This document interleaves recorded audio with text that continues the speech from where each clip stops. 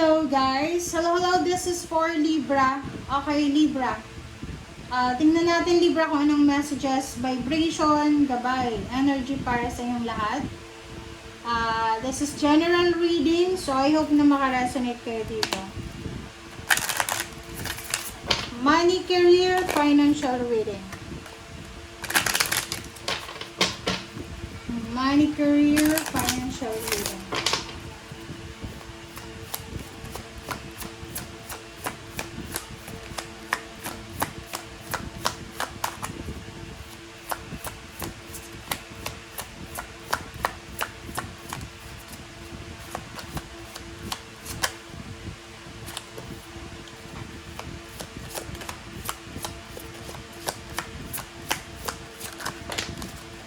Okay. Libra. 33, 28, number 5. 33, susi. 28, this is protection. 5, yun.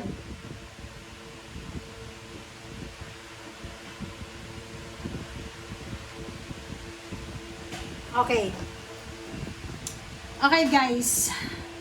Kung makikita mo dyan, sinasabi ng bara sa'yo Libra na isang posibleng pagsisimula ang darating sa buhay mo. May susi dito eh. May pagkakataon, there's a new beginnings na pwedeng dumating sa buhay mo na magdadala sa'yo ng stability and balance, na makakatulong sa'yo para hindi ka naman problema sa pera. And kung ano man daw na darating na to sa'yo na blessings, ito ay protektado ng iyong angels and guides, helpers, and then the universe. Okay? So, tingnan nyo guys.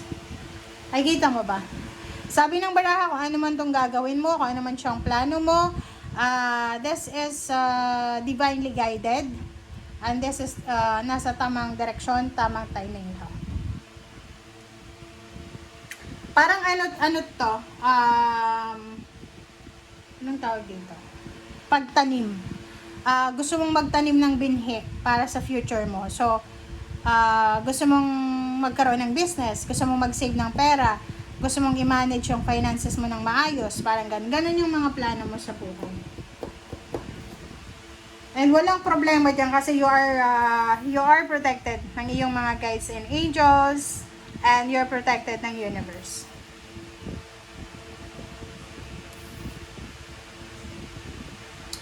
Okay. Alright. Libra.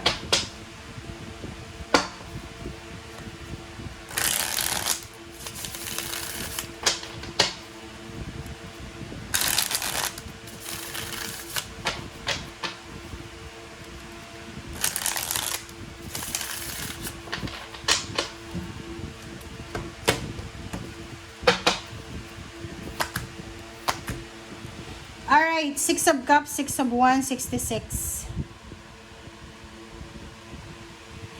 Nakikita ko sa'yo dito, Libra, na sa nakaraan, siguro simula nung bata ka pa, talagang nag-suffer ka ng sobra-sobra. Like parang pakiramdam mo, napaka-unfair ng mundo, napakasipag naman ng parents mo, pero parang, alam mo na, nag-suffer ka talaga financially, or sabihin na natin na hindi masyadong marangya yung childhood mo. And yun yung rason kung bakit hanggang ngayon nakatatak na yun sa isip mo na importante na kailangan mo magtagumpay. Yung parang kailangan mong i-heal yung mga childhood trauma mo. Okay? So, yung rason kung bakit ka workaholic, yung rason kung bakit napakasipag mo, magaling ka din makisama, mabuti kang tao, it's because gusto mong kalimutan yung nakaraan. Na parang iniisip mo na, okay, siguro dati yung parents ko wala silang kakayahan para mag-improve yung buhay, pero ako, I have the opportunity na mabago yung takbo ng buhay ko. So parang eto siya. Yung tagumpay mo ay nakadepende siya sa past mo, or yung past mo, apektado yung future mo. Okay? Ace of Wands.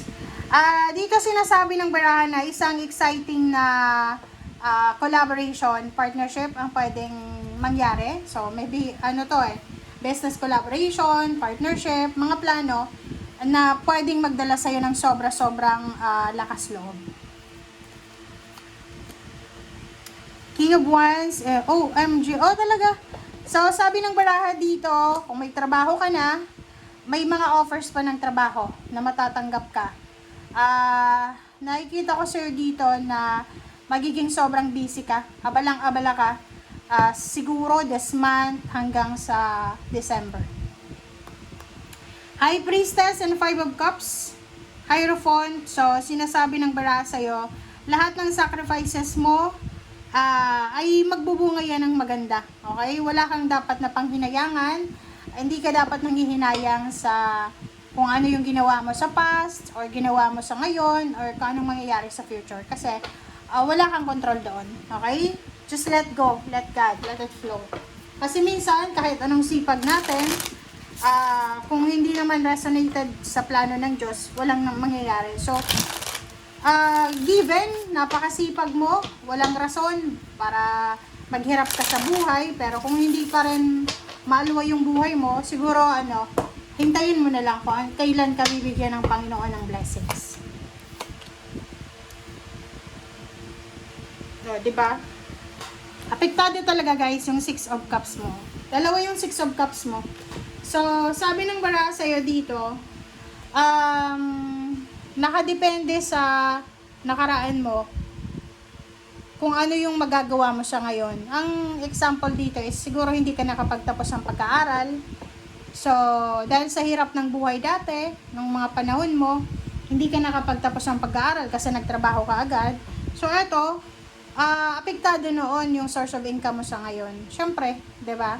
Lalo sa panahon ngayon, importante yung diploma, importante yung experience. Talagang apektado yung past mo.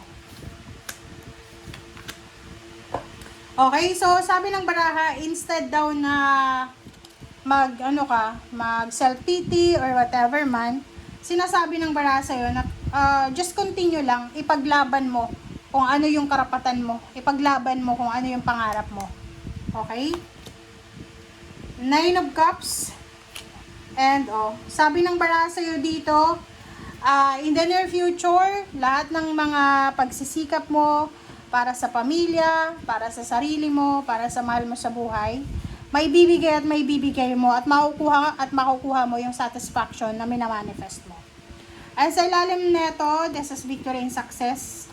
Sabi ng baraha sa'yo dito, ano man ang ginagawa mo sa ngayon, nagnenegosyo ka, nagtatrabaho ka, or kung ano man yung pinagkakakitaan mo, hindi yan masasayang kasi magdadala yan sa'yo ng magandang future.